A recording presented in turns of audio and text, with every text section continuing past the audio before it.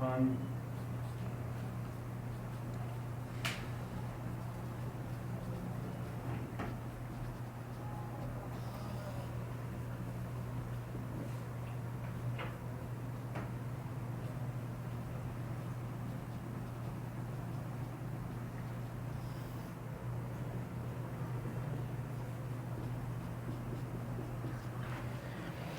बिस्मिल्लाहिर्रहमानिर्रहीम।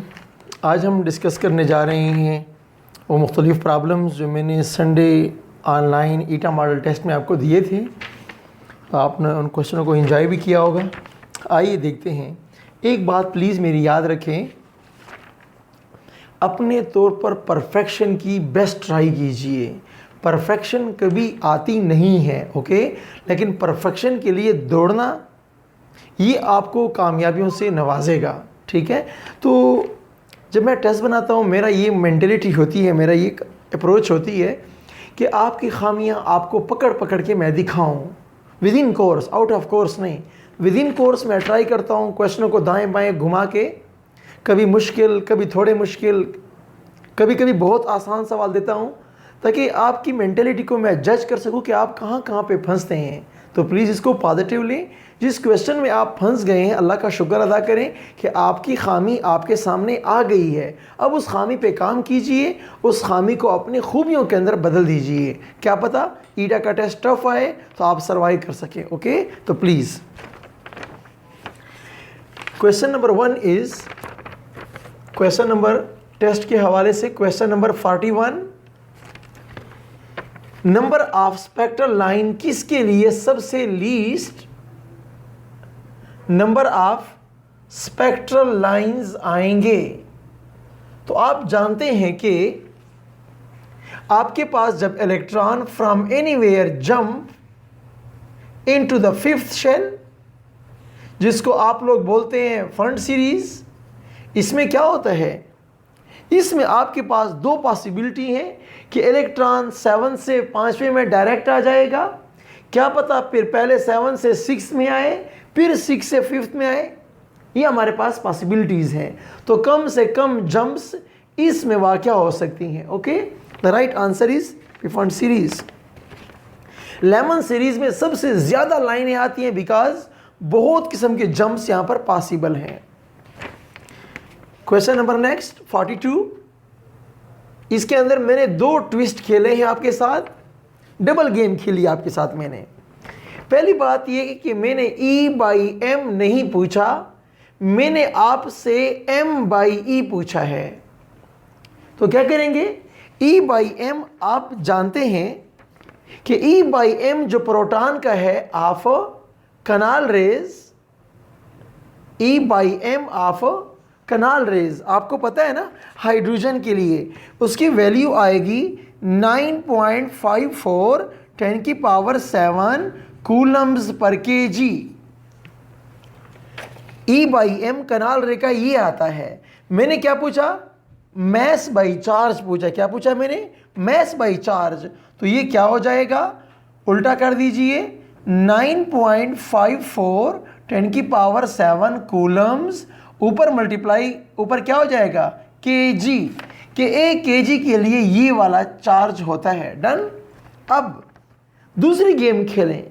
दूसरी गेम मैंने आपसे ये कहा कि प्लीज़ मुझे M/E किस में चाहिए, मुझे ग्राम पर ESU में चाहिए, केजी में नहीं चाहिए, ग्राम पर ESU में चाहिए। तो प्लीज़ क्या कर दो, किलोग्राम को ग्राम में कन्वर्ट करने के लिए अब मैं क्या करूँगा, 9.54 10⁻⁷ किलो को, ये देखिए मैंने 1000 ग्राम लिख लिए हैं, और कूलम को ESU में कन्वर्ट करने के लिए आपको पता होना चाहिए 3 × 10⁹ ESU are there in 1 coulomb. 1 coulomb 3 × 10⁹ electrostatic units के बराबर होता है। सॉल्व कीजिए प्लीज़। ये देखें, ये 3 और ये 9 कैंसिल, यहाँ पर 6 बचेगा, ओके। 3 9s आर 27, क्या हुआ 1/27 अप्रॉक्स। फिर क्या होगा, यहाँ 10⁻⁶ और 7 क्या हुए 10⁻13 ग्राम पर ESU is your right answer. Option number B is correct. इसका ऑप्शन बी करेक्ट है, ऊपर का ऑप्शन नंबर ए करेक्ट था। ओके, क्वेश्चन नंबर 43 की तरफ जाते हैं प्लीज। शादी कोई मोटा मार कर रहे। The radius of n shell of helium plus is dash times of its m shell. देखें जी प्लीज, KLMN, KLMN। मैंने आपसे पूछा कि मुझे n और m की कंपैरिजन चाहिए। n और m की क्या चाहिए मुझे? n और m की मुझे कंपैरिजन चाहिए।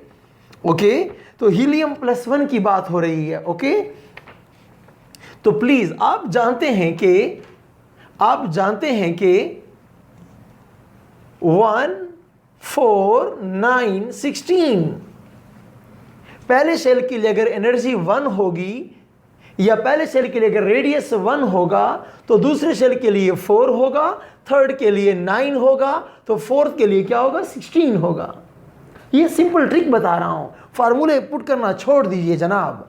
रेडियस की बात करें या एनर्जी की बात करें तो प्लीज के सेल के लिए अगर 1 होगा तो सेकंड सेल के लिए 4 होगा, तो थर्ड सेल के लिए 9 होगा, तो फोर्थ सेल के लिए क्या होगा? 16 होगा। अब सवाल देखें, the radius of fourth cell का रेडियस क्या है? m की बनिस्बत दुगना तो नहीं है। अगर ये 18 होता तो दुगना होता। देखिए ना, ये 9 है ना, ये 16 है। अगर ये 18 होता मैं क्या कहता कि n is twice of m। अब मैं क्या कहूंगा? n is slightly twice than m। The right answer is option number C. Okay, question number 44। If charge of electron is reduced to half, then its k shell radius become dash for hydrogen atom। आप जानते हैं कि radius is equal to, आप जानते हैं कि आपके पास radius के जो फार्मूले आपके पास मौजूद हैं। क्वेश्चन को देखें, if charge of electron is reduce to half then its K shell radius become dash. अब आपके पास जो रेडियस का फार्मूला है, रेडियस का फार्मूला आपके पास है n² z क्रॉस 0.529 एंगस्ट्रॉम। ये आपके पास रेडियस का फार्मूला है। ठीक है, अब यहाँ पे आपने ये फार्मूला अप्लाई नहीं करना, आपने ये फार्मूला अप्लाई नहीं करना। आप यहाँ पे पूरा जो रेडियस का फार्मूला है वो अप्लाई कीजिए प्लीज़। क्या हो जाएगा? पूरा फार्मूला बोलेंगे? हाँ जी, n² h² epsilon not ze² 4 pi m। ये आपके पास रेडियस का फार्मूला है। ठीक है जी, रेडियस का आपके पास ये फार्मूला है। वो काम की बात की तरफ है, जो काम की बात है। Charge of electron, this is important, this is, और ये रेडियस है। If charge of electron is reduce to half, कहते हैं कि लेट ई क्या हो जाएगा? ई को 1 बाई क्या कर दें? हाफ 1/2 कर दें। जब इसका स्क्वायर आप लोगे तो ये क्या हो गया है? 1/4 हो जाएगा। क्या हो जाएगा? यानी चार्ज आपने 4 गुना कम कर दिया है। क्या कर दिया है? 4 गुना कम कर दिया है। तो रेडियस क्या हो जाएगा? 4 गुना बढ़ जाएगा। फिर अगर आप चार्ज को आधा करेंगे तो चूंकि स्क्वायर है तो ये आधा करोगे, इसका इंपैक्ट 4 गुना टाइम कम हो जाएगा। तो रेडियस क्या हो रहा है? 4 गुना बढ़ जाएगा। ठीक है, आपके पास आंसर नंबर 44 के लिए क्या आ जाएगा? आपके पास ए आ जाएगा। देखिए जी, यहाँ पे वो काम की बात ये वाली है, हमेशा चीज़ों को पकड़ें। यहाँ पर आपने इनसे कोई काम नहीं करना, कोई काम नहीं करना। यहाँ पर ये देखें, सिंपल इस बात को देखना है आपने, सिंपल इस बात को कि रेडियस के एक्सप्रेशन में आपके पास है क्या चीज़, यानी कि ये e² 1/e, ऊपर जो कुछ है छोड़ दीजिए, आपने ई से कारोबार करना है बस। अब आ जाएं question number 45 please. Question number 45, Rydberg constant आप जानते हैं कि R is equal to 1.0974 cross 10⁻7 metre inverse. Metre inverse, जरा इसको मैं ठीक करता हूं। 1.0974 10⁻⁷ डिवाइड बाई मीटर। मैंने आपसे पूछा कि सेंटीमीटर में जवाब दीजिए, तो आप क्या करेंगे? 1.0974 10⁻⁷, मीटर में कितने होते हैं? 100 सेंटीमीटर होते हैं। 10⁻² centimetre, 2 cancel, you are left with 1.0974 ये 7 था ना, 2 कम हो गए उससे, तो कितना बचा? 5 centimetre inverse is your answer. The right answer is B. Question 45 के लिए the right answer is B. Question 46 आपके पास सिंपल बात है, ठीक है जी। आप जानते हैं कि E is equal to H C nu bar. Similarly E is equal to H nu. H और H कैंसिल कर दें, frequency is equal to C nu bar. Okay, और आप लिख सकते हैं C by wavelength frequency.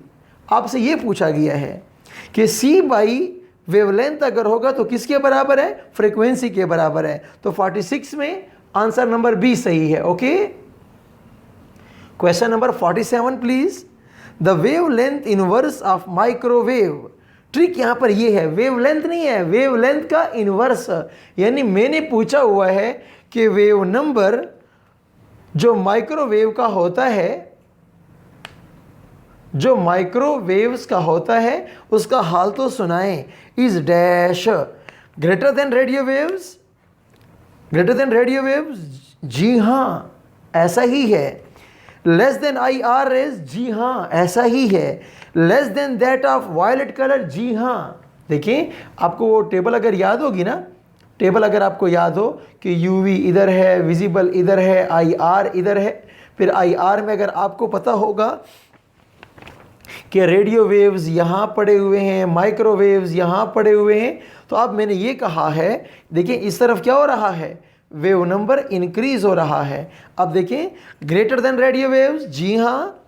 Less than IR rays, less than infrared rays. अब infrared region यहाँ पड़ा होता है, यहाँ पड़ा होता है इस पोर्शन में। उसके बाद less than that of violet colour, less than that of violet colour तो जनाब इस रीजन के अंदर पड़ा होगा। All of this the correct answer. Okay, वो कौन सी रेज है? तो 47 का आपके पास आंसर क्या है? डी आंसर हो जाएगा। ओके, नेक्स्ट चलें please.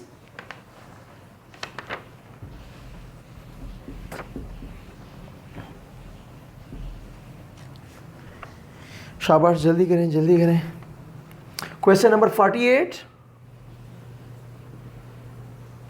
Dash rays are not originated. वो कौन सी शुआएं हैं जिनका आगाज, जिनका बिस्मिल्लाह इलेक्ट्रोड से नहीं हुआ? ठीक है, तो जनाब कनाल रेज वो रेडिएशंस हैं जो गैस से पैदा होती हैं, किसी इलेक्ट्रोड से पैदा नहीं होते। कैथोड रेज का आगाज कैथोड से हुआ। एक्स रेज का आगाज एनोड से हुआ। कैनाल रेज का आगाज किसी इलेक्ट्रोड से बिल्कुल नहीं हुआ। ओके, तो 48 का answer number C is correct. Question number 49। How many lobes of DZ² are non axial? देखिए DZ² में क्या होता है? दोनों लोब्स एक्सिस के ऊपर वाक़या हैं। जब एक्सिस के ऊपर वाक़या है तो आप मुझसे पूछते हैं कि कौन से लोब्स एक्सिस पर वाक़या नहीं है? तो जनाब DZ² में ऐसा कोई लोब नहीं है जो एक्सिस पर वाक़या ना हो। The right answer is 0। तो 49 का answer number C is correct. Greater the n+L value of an electron dash will be its potential energy. देखिए जी, क्वेश्चन नंबर 50 में आते हैं। अबाव प्रिंसिपल के मुताबिक n+L का एक आंसर आएगा। ये आंसर एनर्जी के डायरेक्टली प्रोपोर्शनल है। जितना शेल नंबर बड़ा होगा, ठीक है, एनर्जी क्या होगी? इसी कदर ज़्यादा होगी। तो जितनी एनर्जी ज़्यादा होगी, यानी जब ई टोटल आपके पास ज़्यादा होगी तो क्या होगा? ई पोटेंशियल भी क्या होगी? इंक्रीज हो रही होती है। The right answer is option number ए। 50 का option number A is correct. Question number 51। हाँ जी, आप जानते हैं कि डिफ्लेक्शन के लिए आपने क्या पढ़ा हुआ है? डिफ्लेक्शन के लिए शाबाश, E by M is equal to E over B square R. ये आपने इलेक्ट्रिक और मैग्नेटिक फील्ड में डिफ्लेक्शन के लिए पढ़ा है, ओके। और आपने इधर क्या पढ़ा था, रेडियस के हवाले से, ठीक है। रेडियस के हवाले से आपने इधर क्या पढ़ा था कि R इज इक्वल टू, अगर आप देखें तो इक्वेशन के अंदर आपके पास क्या होगा, आपके पास m इधर पड़ा होता है। मेरी बात ज़रा सुने प्लीज़। बोहर के रेडियस के एक्सप्रेशन में अगर आप देखें तो आपको क्या मिलता है, आपको ये मिलता है कि n स्क्वेयर जेड स्क्वेयर 4 पाई m, ये मैस ऑफ इलेक्ट्रॉन है और ये रेडियस है। ये रेडियस और ये मैस आपस में क्या होते हैं, इन्वर्स होते हैं। लेकिन जब आप थॉमसन की इक्वेशन में आते हैं, चार्ज टू मास रेशो की बात करते हैं, तो मैस और रेडियस ऑफ डिफ्लेक्शन आपस में डायरेक्ट होते हैं। तो आपके पास 51 के लिए आंसर नंबर क्या सही है, सी सही है। क्या कहा है, the first radius is directly concerned and the second one is inversely. जनाब ये सेकंड रेडियस शेल का है और ये रेडियस डिफ्लेक्शन का है इलेक्ट्रिक या मैग्नेटिक फील्ड में। ओके, क्वेश्चन नंबर 52 की जानिब चलते हैं please. The angular momentum of electron of Bohr model depend upon dash. देखिए angular momentum is equal to n h over 2 pi, तो शेल नंबर के डायरेक्टली प्रोपोर्शनल है। It is representing principal quantum number. The right answer is option number A. Okay, question number 53, question number 53 पे आ जाएं। Radius of deflection of electron, फिर वही वाली बात आ गई है, E by M is equal to E over B square R. Okay, तो अब ज़रा इसको मैं ज़रा सॉल्व करता हूँ। रेडियस को ऊपर ले आए, okay, E over B square, ये चार्ज इधर आ जाएगा और m ऊपर चला जाएगा। तो ये देखिए प्लीज़, अब सवाल को सुने। Radius of deflection of electron decreases by 4 times. ऐसे में क्या करूं कि रेडियस 4 गुना कम हो जाए, 4 गुना रेडियस कम हो जाए। आंसर सुनिए जनाब, मैस इज हाफ्ड। ऐसे करो कि मैस को हाफ कर दो एंड चार्ज इज डबल्ड, और चार्ज क्या कर दो, चार्ज को डबल कर दो। तो जब चार्ज को आप डबल करेंगे रेडियस आधा हो जाएगा, चार्ज को डबल करेंगे तो रेडियस आधा हो जाएगा, आधा हो गया। जब मैस को आधा करेंगे तो रेडियस फिर आधा हो जाएगा। The right answer is option number D is correct answer. मेरी बात को समझें, ये देखिए पुट करें।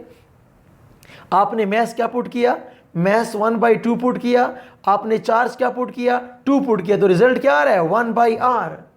तो रेडियस पहले अगर 1 था तो अब क्या हो जाएगा, अब 1/r हो जाएगा। ये क्वेश्चन वेरी वेरी इंपॉर्टेंट था। ओके प्लीज हम आगे जा रहे हैं।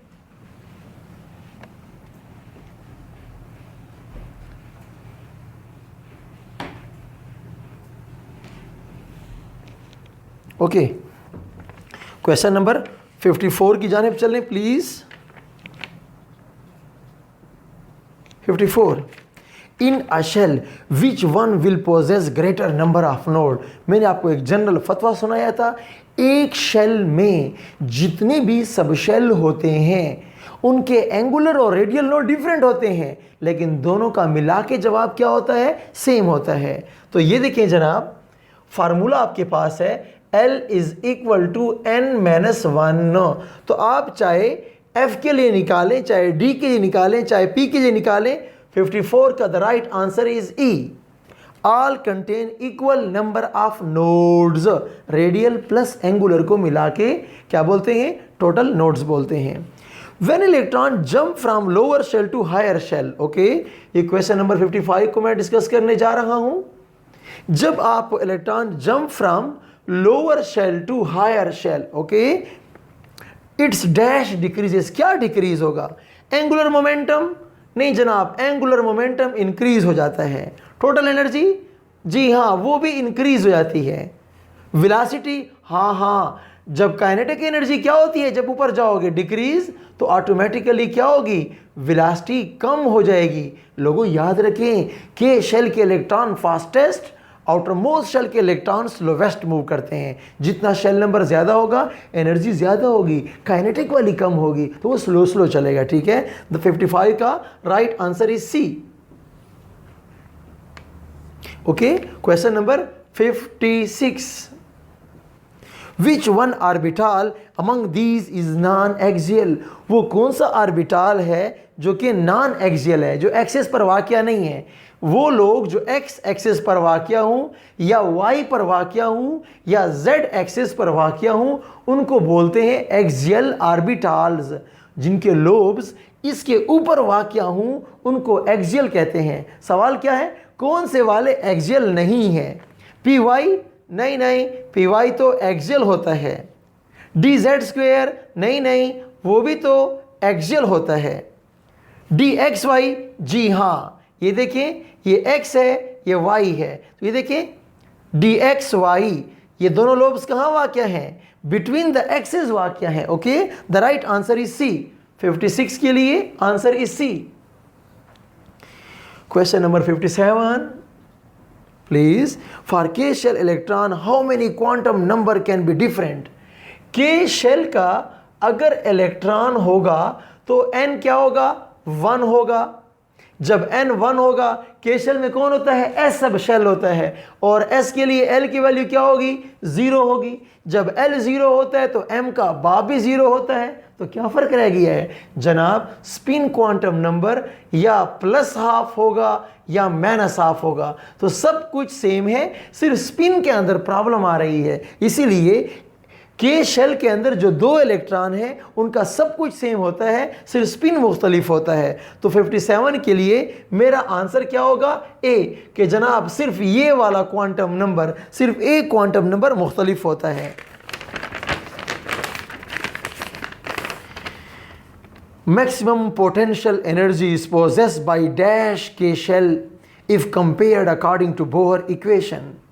जनाब क्वेश्चन नंबर 58 के लिए आप रेडियस को जानते हैं कि n² by Z cross 0.529 angstrom. जितना एटॉमिक नंबर ज़्यादा होगा रेडियस क्या होगा? कम होगा। अगर मैं शेल नंबर के लिए क्या पुट कर दूं? 1 पुट कर दूं। मैं के शेल पुट कर रहा हूं हर एक के लिए। अगर शेल को फिक्स कर दूं तो जिसका एटॉमिक नंबर जितना ज़्यादा होगा उसका रेडियस इतना छोटा होगा। जितना रेडियस छोटा होगा तो वो न्यूक्लियस के क्या होगा? न्यूक्लियस के लिहाज से करीब होगा। जितना न्यूक्लियस के करीब होगा उसकी काइनेटिक क्या होगी? काइनेटिक ज़्यादा होगी और पोटेंशियल क्या हो जाएगी? कम हो जाएगी। जितना न्यूक्लियस से दूर होगा, देखें, जितना Z ज़्यादा होगा रेडियस क्या होगा? कम होगा। कम होगा, न्यूक्लियस के करीब होगा। जितना करीब होगा काइनेटिक एनर्जी ज़्यादा होगी, पोटेंशियल कम होगी। तो अब आपसे सवाल में क्या पूछा है कि यार हमें तो मैक्सिमम पोटेंशियल एनर्जी चाहिए, तो जितना Z कम होगा फिर रेडियस बड़ा होगा, फिर पोटेंशियल एनर्जी भी क्या होगी? ज़्यादा होगी। The right answer is mister lithium. तो आपके पास 58 के लिए ए सही है। जिसका Z कम होगा उसका रेडियस ज़्यादा होगा, और रेडियस ज़्यादा होगा तो पोटेंशियल एनर्जी क्या होगी? ज़्यादा होगी। Okay, please, question number 59, canal rays are not ions but just proton. Canal rays कभी न्यूक्लियस होता है, कभी केटाइन होता है। ये कहते हैं कि नहीं नहीं, खाली प्रोटॉन हो और कुछ ना हो। तो जनाब हाइड्रोजन को तो आप जानते हैं ना कि उसके न्यूक्लियस में प्रोटॉन के अलावा न्यूट्रॉन कोई नहीं है। प्रोटॉन की बात अगर करें तो 59 के लिए आंसर नंबर ए आसान सवाल था। Hund's rule is not applicable. Hund's rule S subshell shell apply नहीं होता। वो जनाब क्यों अप्लाई नहीं होता? क्योंकि एस सब शेल में डिजेनरेट ऑर्बिटल नहीं होते। पी के ऊपर अप्लाई क्यों होगा? पी में 3 खाने होते हैं, 3 ऑर्बिटल होते हैं सेम एनर्जी के। तो जिसके पास खाली एस सब शेल होगा उसके ऊपर आपका हंड्स रूल अप्लाई नहीं होता। बेरिलियम को आप जानते हैं ना, बेरिलियम, बेरिलियम की कॉन्फ़िगरेशन क्या है? 1s2 2s2। लिथियम की कॉन्फ़िगरेशन क्या है? 1s2 2s1। आगे कौन है? Helium 1s2। तो सबके अंदर एस है, कोई और तो है ही नहीं। The right answer is question number 60 के लिए the right answer is D, all of these. अब खास सवाल शुरू हो गए हैं, मज़ेदार सवाल। रेडी रहें प्लीज।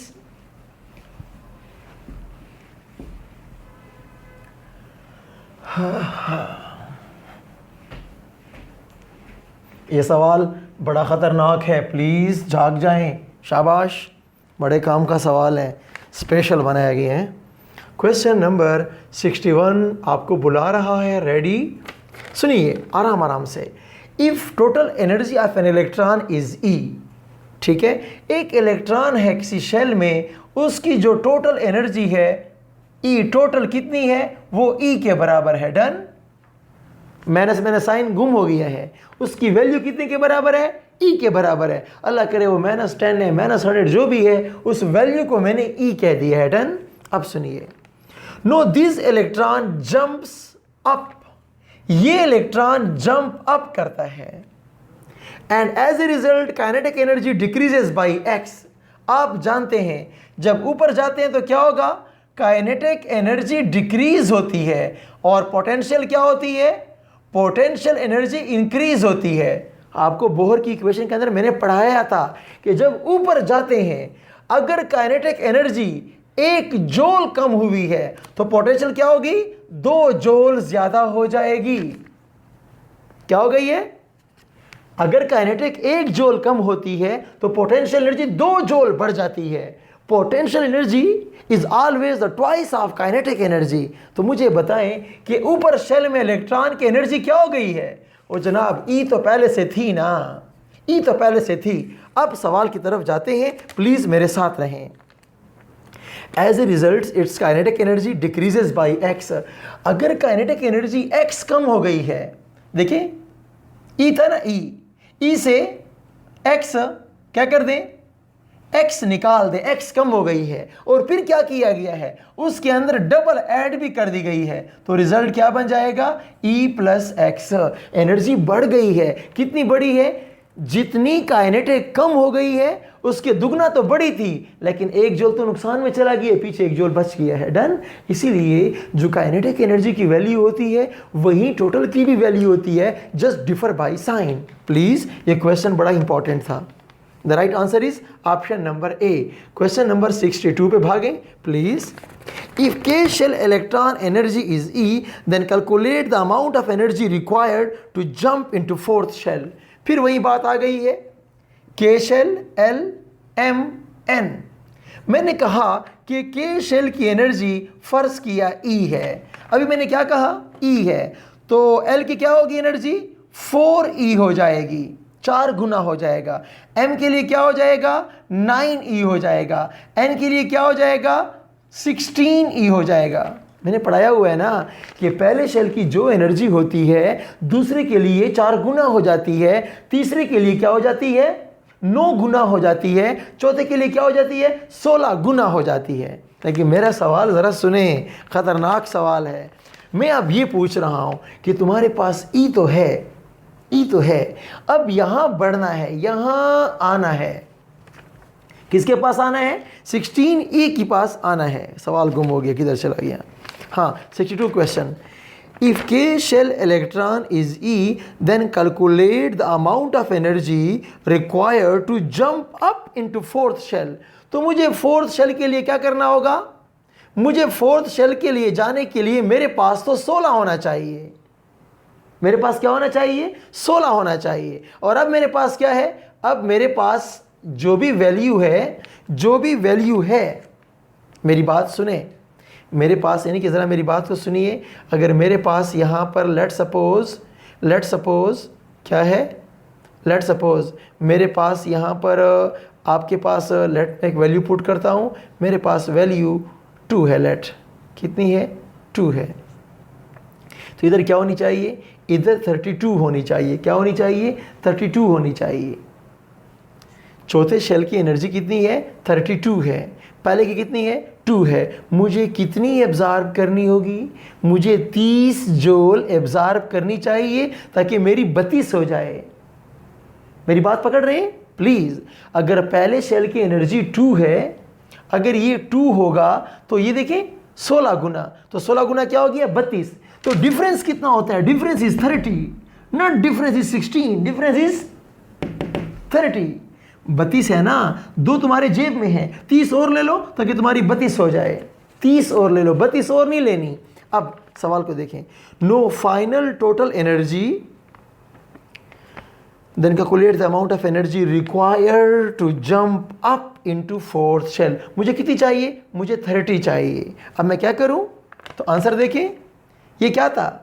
जो भी एनर्जी है इस एनर्जी से ये वाली एनर्जी निकाल लीजिए। तो आप देखिए मैंने क्या कहा है, मैं कह रहा हूं कि 16E से ये वाली E निकाल दीजिए, आपके पास आंसर आ जाएगा। यानी 32 से आप 2 निकाल दो तो 30 आ जाएगा। The right answer is answer number C. ये टेक्निकल सवाल था, प्लीज बातों को समझें। Question number 63, hurry up. Least number of total nodes, किस में कम से कम नोड्स होंगे? चूंकि क्या दिया गया है, 5 5 5 5। जब शेल सेम होते हैं, फिर जब शेल सेम होते हैं तो उसके अंदर मौजूद तमाम सब शेलों में टोटल नोड सेम आते हैं, तो किसी के अंदर भी कम की बात आप नहीं कर सकते। 63 के लिए आंसर नंबर ई ठीक है। ओके प्लीज क्वेश्चन नंबर 64 की तरफ चलते हैं please. The sum of L plus M value for the 18th electron of chloride ion is dash। Please मुझे सुनिए, क्लोराइड है, क्लोरीन नहीं है, तो क्या होगा? प्लीज 3s2 3p5 होता है अगर ये क्लोरीन होता। अब आप क्लोराइड कह रहे हैं तो क्या हो जाएगा? 3p6। अब कौन सी बात हो रही है कि 18वें इलेक्ट्रॉन का L और M का जवाब दें। तो जनाब ये देखिए प्लीज, ये था P, ठीक है। तो 13वां इलेक्ट्रॉन ये आया, 14th इलेक्ट्रॉन ये आया, 15th इलेक्ट्रॉन ये आया, 16th इलेक्ट्रॉन ये आया, 17th इलेक्ट्रॉन ये आया, 18th इलेक्ट्रॉन ये आया है। देखें ये -1 है, ये 0 है, ये +1 है। तो अब आपसे मैंने क्या पूछा है कि मुझे आप L और M का जवाब दें। किसके लिए? 18वें इलेक्ट्रॉन के लिए। तो जनाब P में पड़ा हुआ है, L तो हो गया है 1, M की वैल्यू क्या है? M की वैल्यू भी +1 है।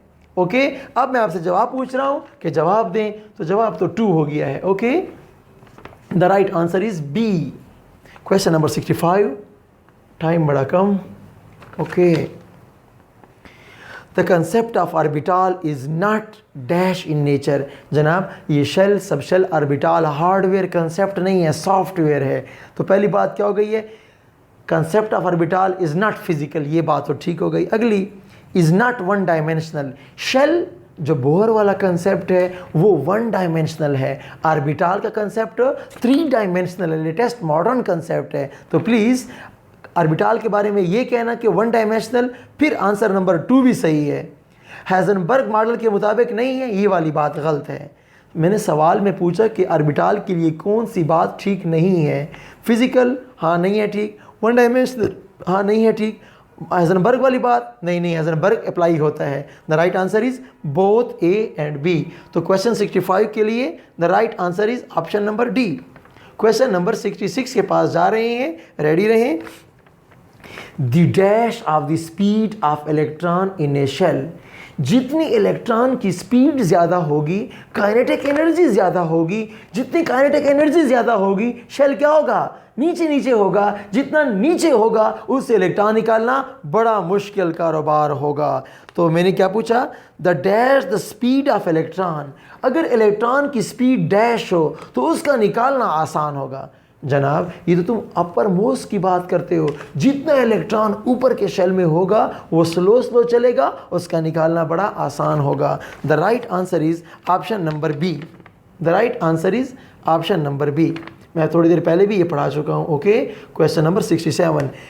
हाँ जी, if an electron of hydrogen atom have the same de Broglie wavelength. एक इलेक्ट्रॉन है और एक है हाइड्रोजन साहब, ठीक है जी।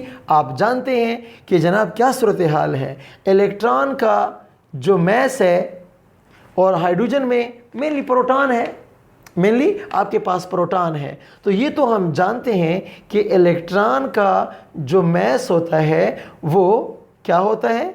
वो 1836 टाइम लेसर है। किसके मैस से? प्रोटॉन के मैस से।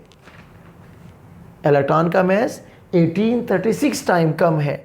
जितना मैसिव होता है फिर वेलोसिटी कम होती है, और जितने मास कम होगा वेलोसिटी क्या होगी, इतने गुना ज़्यादा वेलोसिटी होती है। मेरी बात समझ रहे हैं? तो प्लीज़, क्यों आपको कहा जा रहा है कि मोमेंटम सेम है, P is equal to H over lambda.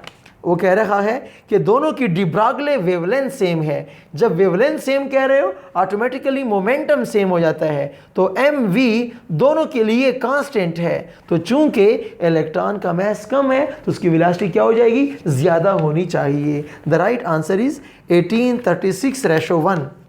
मास जितना कम होगा वेलोसिटी इसके अपोजिट कर दोगे, तो 1836 टाइम्स क्या होगी, आपके पास आंसर नंबर ए सही है जनाब।